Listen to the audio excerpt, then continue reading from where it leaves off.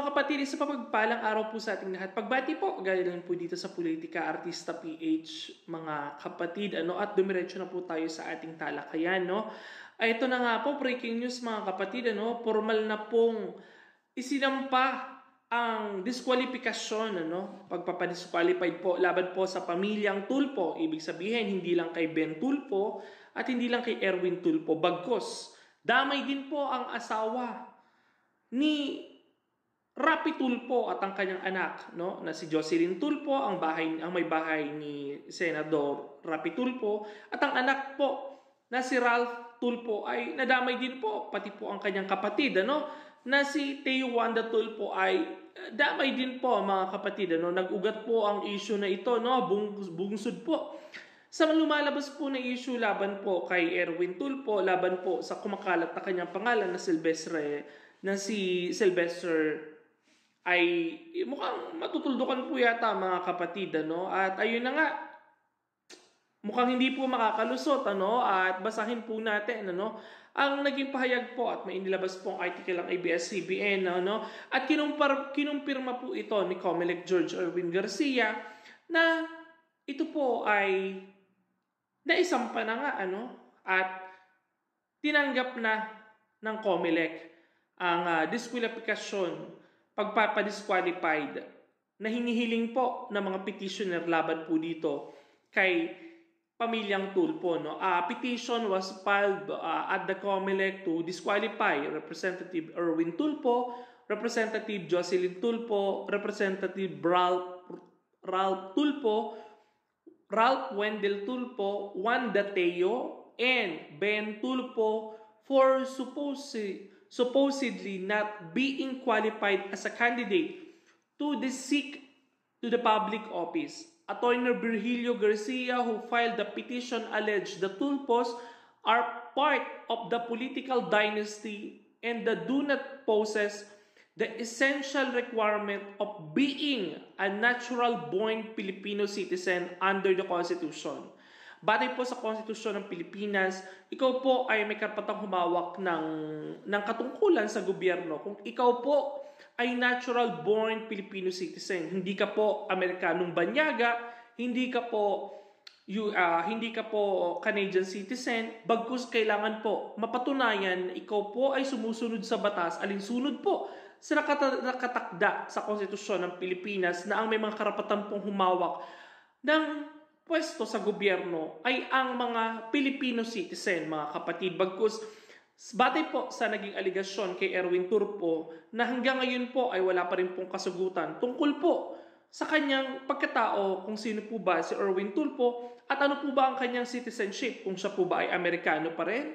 Dahil ito po ay bunsod po sa kumakalat na galing po sa pinadala ng American Immigration laban po kay Erwin Tulfo. Siya pa ay napatunayan na siya po ay isang American citizen, mga kapatid. So, idinidiin dito ng petitioner na ang pamilyang Tulfo po ay political dynasty, at sila po ay napapatunayan na hindi po mga orihinal na mga Pilipino. Bagkus, ano po ba ang ibig sabihin ng mga ito, Ang pilit po ba, ano po kaya ang mangyayari kung matutuldukan po ang inihiling ni Putin na political dynasty? So, ang tingin natin dito, parang hindi lang po, kung sa political dynasty lang ang pag-uusapan, wala pa naman po tayong naipapasang batas laban po sa political dynasty ng Pilipinas, mga kapatid, Pero kung pag-uusapan po ang kanya pong pagiging isang Pilipino ay questionable pa rin po hanggang sa ngayon.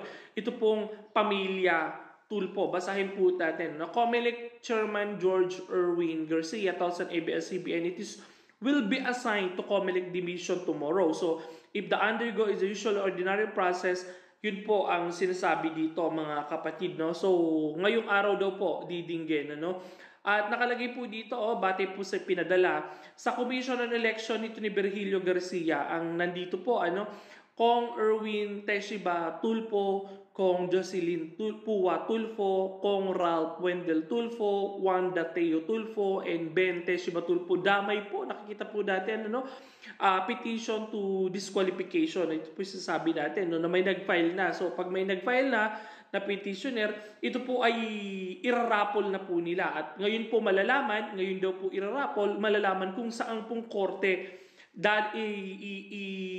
babagsak po ito, no? Upang bigyan po rin po natin ng pagkakataon na makasagot ang mga tulpo. Malay po natin masagot po nila ang mga akusasyong ibinabato po sa kanila, no?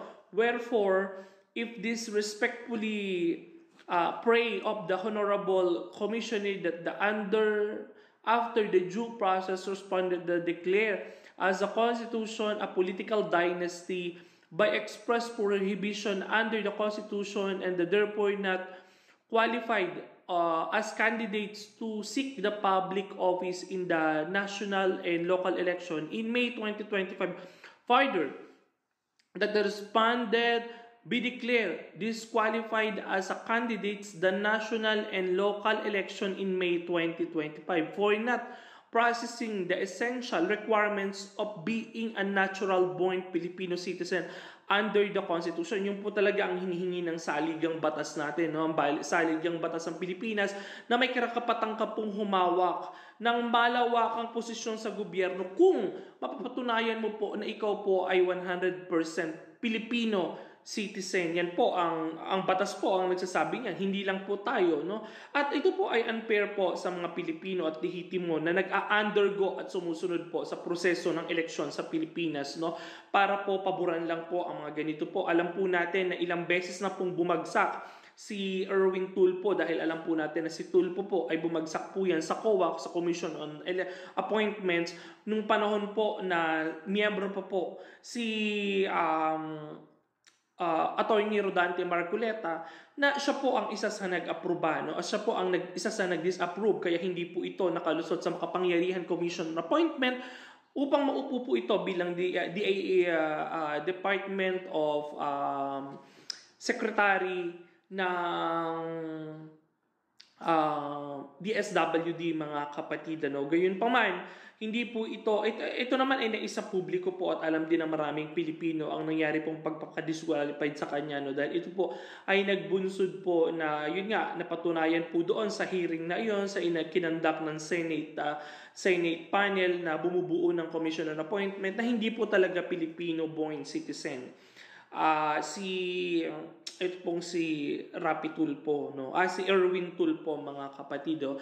Our reliefs just and equitable are likewise pray for the Pasig City, 3rd February 2025. Yan po ang nagpetition po ay si Virgilio R. Garcia. Napakamatapang po, matapang na taong lumalaban, nilalabanan po ang mga ganitong klaseng politiko. Pakikita po natin, nagpapadami po, ang mga Tulfo. Kumukuha po sila ng malaking pwesto dito sa Kamara de representante sa mababang kapulungan ng Kongreso, at pag nakakuha sila ng pagkakataon, mga kapatid, gagamitin po nila ang media station ni Manny Pangilinan upang makatuloy po sa mga darating na panahon, upang makatungtong po sila sa Senado. Gamit po ang Rapi Tulfo in action, mga kapatid. Alam po natin ang pamilyang Tulfo ay nagmula po ito sa media station, mga kapatid. Ang kanila pong pagpapahayag ng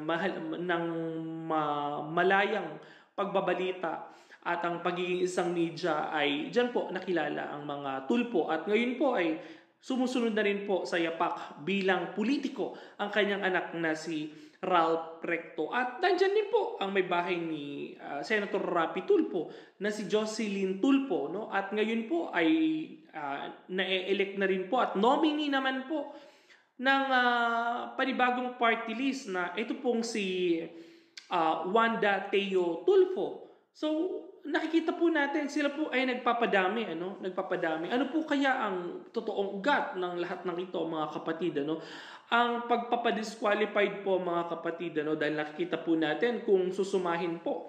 Kung mapagbibigyan po ng pagkakataon ang mga ito na mahalal po at maiboto po ng maraming Pilipino, sa kanila pa lang po, tatlo na po ang nasa Senado. Tatlo na po ang nasa Senado. Senator Rapi Tulfo, Erwin Tulfo at Ben Tulfo. At pag nagkataon, 3 boto pa lang po. 3 boto na po yan para makapagpakonvict kay Vice President Sara Duterte kung matutuloy po ang impeachment trial. mga kapatid. So, tingnan natin kung ano ang magiging proceeding nito at ano magiging issue. Sila po ba ay madidisqualified bilang senador, bilang tumatakbong senador at sa mataas at sa mababang kapulungan ng Kongreso? Aabangan po ng maraming Pilipino ang magiging galaw po at aksyon ng Pilipinas at ng COMELEC at ng Supreme Court laban po dito sa hinihiling po na pagpapadisqualified or DQ na tinatawag sa pamilyang Tulfo. Ikaw mga kapatid ko, ikaw po ang tatanungin, pabor ka po ba? Magkomento ka po dyan sa ating YouTube channel at babasahin natin yan mga kapatid. Maraming salamat po sa inyong pagsuporta at panonood dito po sa Politika Artista PH.